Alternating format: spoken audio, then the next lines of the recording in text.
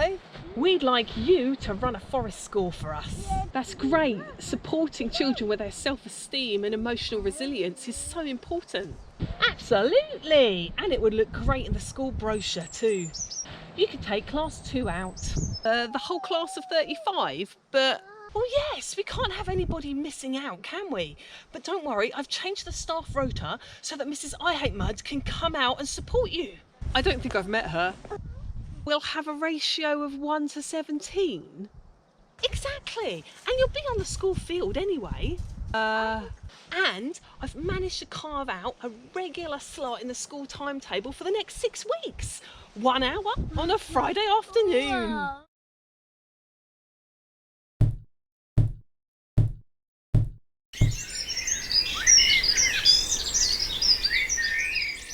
Hi, I'm Lou, and this is Lily Rowe, who is off exploring at the moment.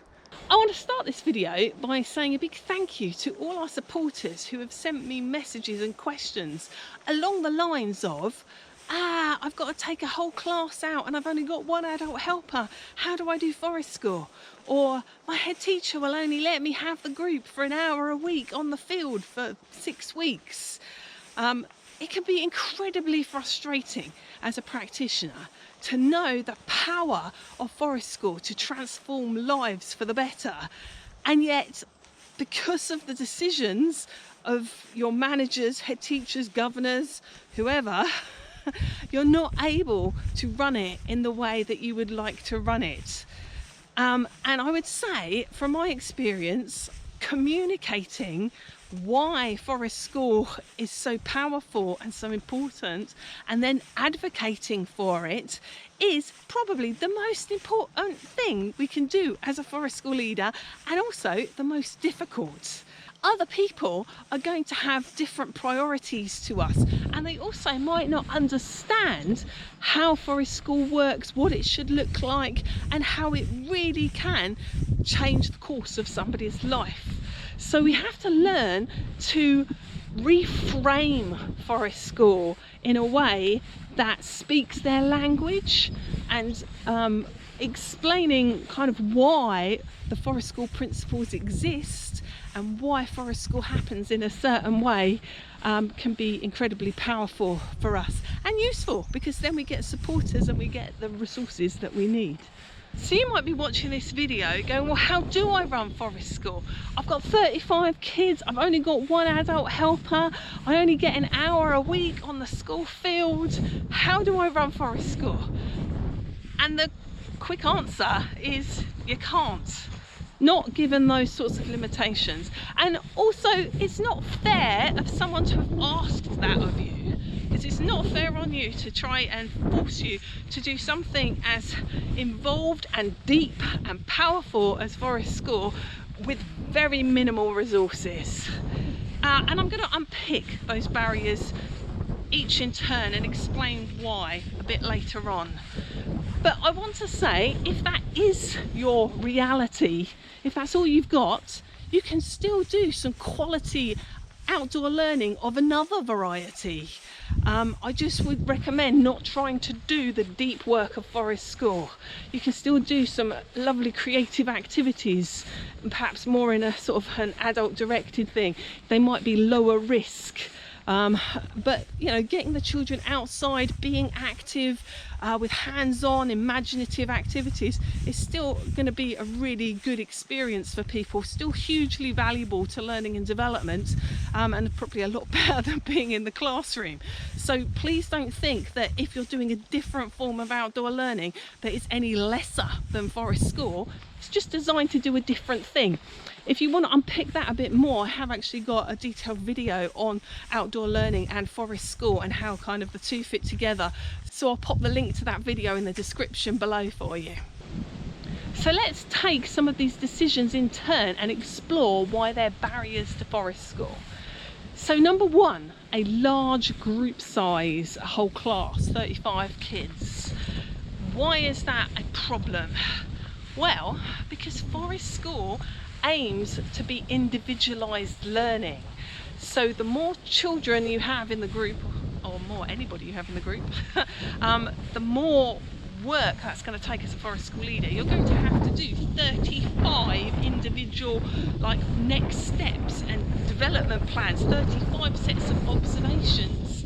That is pretty unrealistic in terms of being able to do that in any sort of depth. From my experience of working with groups, a group size of between 12 and 16 children, if that's sort of mainstream children, would be an okay size for forest school, an appropriate size. So pretty much like a half a class kind of group size.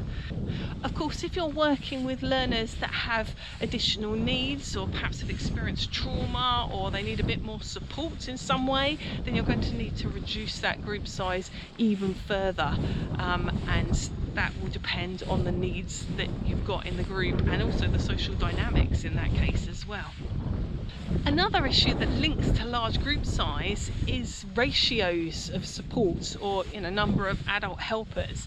So in the example I gave, you only had one other adult with a whole group, ratio of 1 to 17, which is a bit whoa.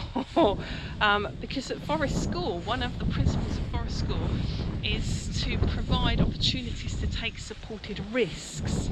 Now, you are unable to do that safely if you have got low ratios. That's why Forest School needs actually a higher than average adult-child ratio, so that you're able to give those more risky play opportunities. Things like climbing trees, swinging on rope swings, foraging, cooking on the fire, using tools.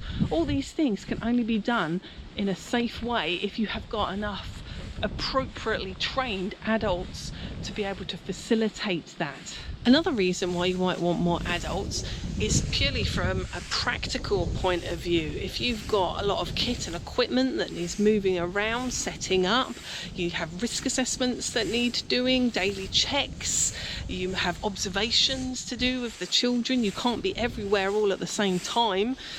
So having more adults involved is going to all feed into planning processes and next steps, and getting a more rounded picture of the learners that you work with.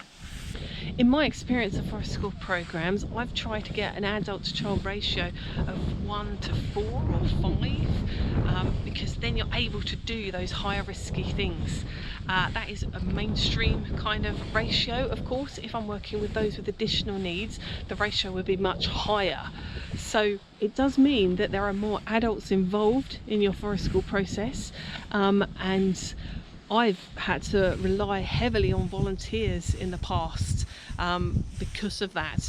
So that's something maybe to start thinking about, contacting parents and things, giving them some in-house training about what Forest School is and what you want them to do, and maybe some of the skills, and get them involved, which can be a great way to ripple out the benefits of Forest School to the whole school community. The third potential barrier is the limited size of the school field, which from my experience it can be very limiting, but it's not impossible to use a school playing field. However, it does make an awful lot more work for the Forest School leader or staff to have to bring in lots of resources, and it might also increase the amount of setting up and packing down time, if you can't leave things out on the field. Whereas a woodland, of course, has just got stuff lying around, like sticks and leaves and poles and logs. If you have to keep bringing that out and putting it away, it takes an awful lot of time, so it can be a lot more work for you. There are some things though to be aware of around theories of affordances and loose parts in terms of providing rich play environments. So the more of those loose parts and the more the diverse the environment, the greater the potential for learning and development. So a natural woodland is going to have a lot more opportunities for growth than a piece of grass that's all kind of the same. It's kind of like a play desert, a school playing field, if there's nothing else there. So there is that argument to be made as well. So the fourth barrier to unpick is a short program length. So in the example we gave, the head teacher said you could have them for 6 weeks worth of session, and that is a bit of a myth out there in the forest school world. I think it's because in your forest school training program you have to run a minimum of 6 weeks worth of sessions, but a forest school program is designed to be long term, through the seasons, ideally a whole year, if not more. I've worked with people for longer than a year. So this is important because forest school is a process. It's not a set of activities. It's a process of people becoming acclimatized to nature, to themselves, to each other, to form connections, to form community, to build trust, to notice patterns, to notice differences. And that just doesn't happen if you've only got a short period of time to do that. Forest school at its core is about building emotional resilience and self-esteem, and that takes time. You can't really do that in 6 weeks. It takes a lot longer to be able to build out those relationships. What I've noticed running forest school programs is 6 weeks is literally just the tip of the iceberg. You're literally just getting to know the group, just starting to see them settle in to their freely chosen play and start projects, and then, oh, it's finished. So literally 6 weeks is like the minimum for a transition into the state of play and flow that you're aiming to get to at forest school. It's where the good stuff happens is after that. So if you're only ever getting a 6-week taster, you're not really going to get very far. This long-term principle is reinforced by the Forest School Association, which is like the UK professional body for forest school, by them recognising practice that has to have at least 24 sessions in 1 year, in a single year with the same group, or that can also be split into blocks of 12 sessions over 2 years, so that you are seeing the range of seasons, so that you are having that length of time to go deep with the groups and be properly connected. The fifth and final barrier to unpick is a short session length. So in our example, the head teacher only gave us an hour, and quite frankly, what can you do in an hour? If you're working with little ones, you've barely got your waterproofs on and out there.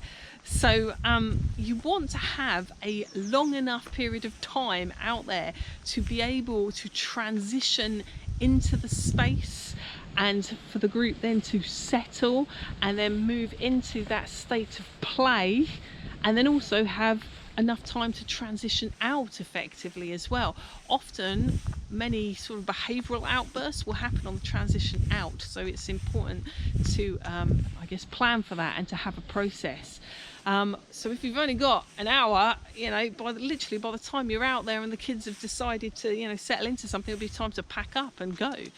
So you want at least a good couple of hours really in terms of session length, and again that's something that is echoed by the guidance from the Forest School Association in terms of what constitutes forest school according to the principles, and it's because it takes time to move into that deep state of flow and play, and you know, you also need to give people time to make their choices, time to observe the landscape around them, connect with the other beings out here, to just have time to sit and be if that's what they want to do, let alone some of the more practical activities. You know, if you're trying to make something using tools or cook something on the fire, you won't be able to do those things in just an hour session because they take longer.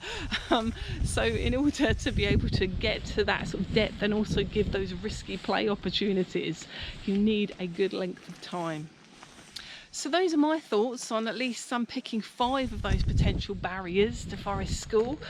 As I said at the beginning, in my experience, communicating is the hardest part of being a forest school leader, and I strongly recommend you perhaps add in some of this information into your communication strategy so that you can share that more widely, particularly with the people who are making the decisions and holding the purse strings around your forest school program. Because after all, forest school is hugely powerful. I've seen it change lives. I've literally seen it change people's futures. It's an incredibly powerful thing, done well and well resourced, and it can also tick all the boxes that head teachers want, just looking at things from perhaps a different way. It'll improve behaviour, it'll improve academic performance, because people who are grounded, have good self-esteem, have good self-worth, are going to achieve in all other aspects of their lives. So we're all kind of for the common purpose, just maybe coming at things from different places. Have you had success unpicking some of the barriers of your forest school programs? Do let me know in the comment section below. If you've enjoyed this video, do give us a thumbs up and consider subscribing to our channel so that you can join us in the woods or the village next time. And thanks for watching. Forest school is a powerful thing. Who knows what change it will bring? Unpicking the barriers is the key, so you can advocate when you head to the trees. Gonna wait?